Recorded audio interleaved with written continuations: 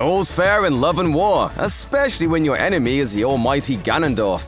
But who'd have thought that the hero of Hyrule was a cheater? Yeah, that old Ganon's no match for the king. The Legend of Zelda Tears of the Kingdom gives Link a ton of new powers to play with as he battles to save Hyrule once again. In addition to his trusty Master Sword, Link can also bend time and physics to his will. Ultra Hands can lift impossibly large objects. Fuse can join objects together into stronger weapons and rides, and Ascend allows Link to pass through solid matter to quickly escape dungeons and to move upward through Hyrule's new floating structures.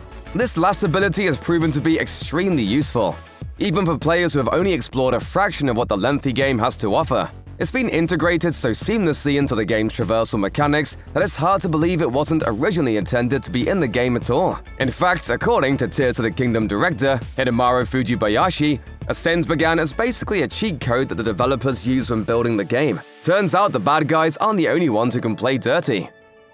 His name's Stink. Link. Pleased to meet you, Your Highness. A pleasure, I'm sure. While chatting with Polygon, Fujibayashi shared an exclusive insight regarding the creation of Link's Ascend ability.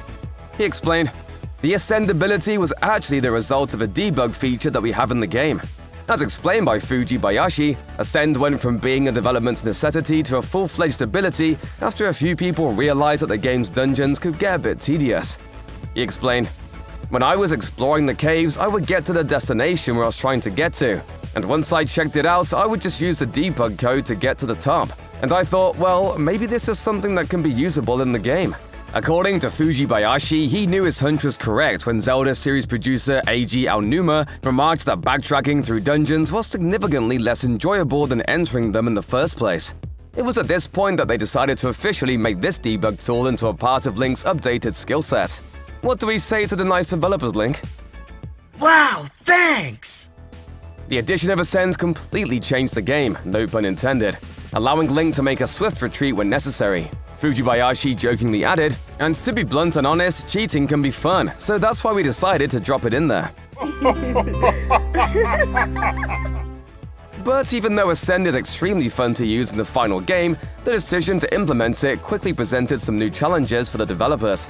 Aonuma explained, "If you give someone the ability to just pass through a ceiling anywhere, there are all sorts of possibilities to account for. We need to make sure that people can continue to play the game properly. We need to make sure there aren't locations where you'll pass through the roof and find nothing there because of some data loading issue or something like that."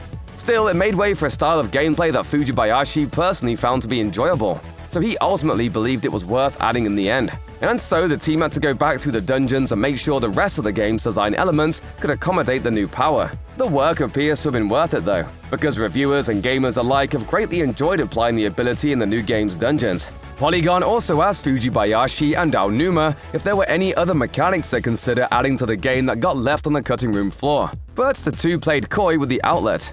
They said they couldn't get into any specifics, but hinted that players could see some of their unrealized ideas in the next Zelda sequel. He is hoping Nintendo continues the trend of using debug options as genuine mechanics in the future. Then maybe we can get Link going full God mode in a future game.